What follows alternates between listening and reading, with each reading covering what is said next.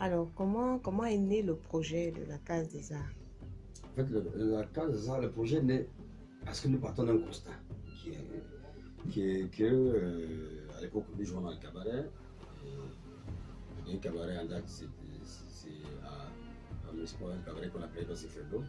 Et donc, on avait remarqué que les patrons des cabarets ne s'intéressaient qu'à leur business, quoi. Ça veut dire, si tu viens répéter dans la journée, pendant que les gens mangent au restaurant, on va botter le cul, quoi. C'est-à-dire qu'on vous demande des guelpilles parce qu'à ce moment-là, les gens qui viennent manger à midi n'ont pas besoin de musique.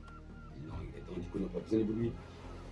Et on a donc pensé qu'il fallait qu'on crée un endroit propre à nous-mêmes, c'est-à-dire là où on pouvait crier parce que là, les musiciens, c'est pas. Le cabaret, c'est vraiment c'est pour un temps, ça peut pas être la vie des musiciens. Donc, du coup, il faut penser à l'avenir. Et l'avenir était justement qu'on crée un espace comme la Casa où on serait libre de travailler. D'ailleurs, c'est là que Bati Carès aussi, parce qu'on a un peu plus de liberté. C'est vrai, on avait moins de moyens sur le plan du véhicule, mais on avait plus de liberté. Donc, on a pensé que la case devait être cet endroit-là. C'est pour ça qu'on l'a créé la case. C'est l'histoire, c'est la raison principale. Ok. Donc, depuis le temps, vous avez tenu, comment est-ce que vous avez commencé avec la Case des Arts? C'est-à-dire que, quel était l'espace? Est-ce que ça a toujours été cet espace-ci? Est-ce que vous avez changé d'espace? Le projet, vous êtes promené avec le projet? Comment est-ce que ça s'est passé? À base l'espace géographique. Géographique. Non, non, non, j'aimerais rien changer.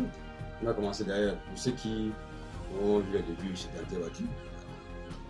On a commencé, on a construit, on a fait les gros œuvres, c'est-à-dire le toit, les murs en briques de terre.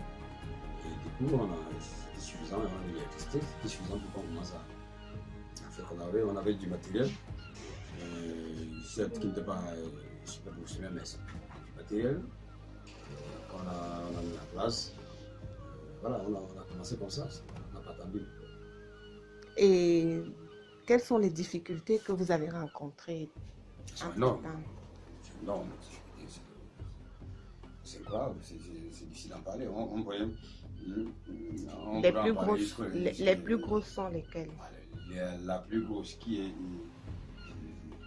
pour faire court, question financière. C'est-à-dire, comment est-ce qu'on fait pour payer les loyers, comment est-ce qu'on fait pour payer l'électricité, payer l'eau, au moins avoir un minimum de personnel, parce que nous ne pouvons pas travailler de façon, je veux dire, nous ne pouvons pas assumer toutes les tâches qui sont liées à ce genre d'espace. Donc, du coup, il y a ces charges-là qu'il faut prendre en compte.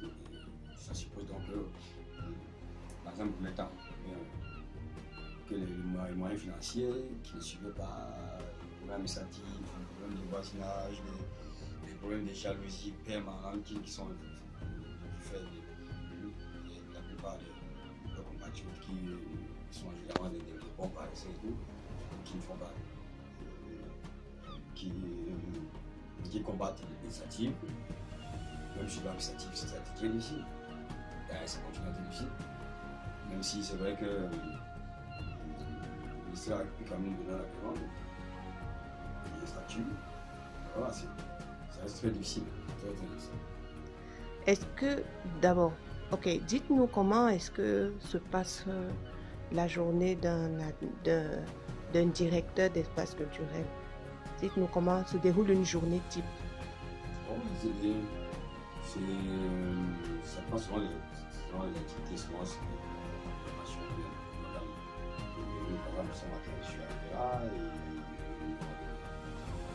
il est capable de résister à toutes les aléas. Mais généralement, quand on n'a pas la vocation, effectivement, ça ne vaut pas la peine.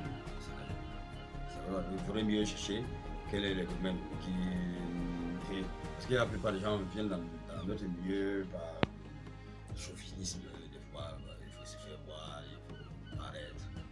Nous sommes dans une société du paraître, essentiellement de culte de la personnalité. Donc, du coup, les gens viennent comme ça, ils s'installent. Et du coup, dès qu'il y a une difficulté, ils décampent comme un rat. Donc, la première chose, le premier conseil, c'est est-ce qu'on a la vocation suffisante? Est-ce qu'elle est accomplie? Alors, si elle est accomplie, ça veut dire qu'on est prêt à recevoir des coups et à supporter, à continuer à se battre. Parce que le projet, c'est toute une vie. On meurt parce qu'on a travaillé sur un projet, on l'a fait mûrir, après on est parti, après les gens restent en parler. Et donc, si on n'a pas assez de vocation dans un domaine, il vaut mieux ne pas l'embrasser. C'est ce que je vois. Ok. Est-ce que vous avez un dernier mot ou quelque chose à ajouter? Ce que moi j'ai ajouté, c'est que voilà, on ne peut pas faire sans parler de politique. C'est ce qui souhaite que notre pays reste. Quand on évite, c'est pas moi, le tribalisme, tout ça. Vous avez vu ce qui s'est passé voilà, avec la statue de Murray, c'est des choses qui exaspèrent, qui encensent les haines. Donc il va falloir qu'on construise plutôt un vivre ensemble qui est honnête, qui n'est pas un slogan, comme la plupart du temps on entend. On va y faire les choses essentielles. Voilà. Dans la CASA, c'est propose justement de travailler dans ce sens-là. À ramener, il faut croire qu'il n'y a ni anglophone, il n'y a ni francophone, c'est des conneries, tout ça. Nous sommes d'ailleurs, je ne sais pas si vous avez fait passer ça, mais moi, je pense que le Cameroun, ce n'est pas un mot qui m'intéresse. Je crois que ça vient des Portugais qui parlent l'Ouest Camerounais. Et Québec, c'est des animaux faibles, des bêtes. Il faudra qu'on cherche à nous d'autres pays. Donc, un mot pour l'association Abo. Voilà, il faut dire que d'ailleurs la présidente Abo est celle qui comprend bien ce que je voulais dire quand je parlais de vocation accomplie. Moi, c'est quelqu'un que je connais depuis vraiment depuis 15 ans pratiquement d'ailleurs, peut-être même plus, je ne sais pas. Mais qui tient toujours, qui ne sait pas, qui n'arrête pas.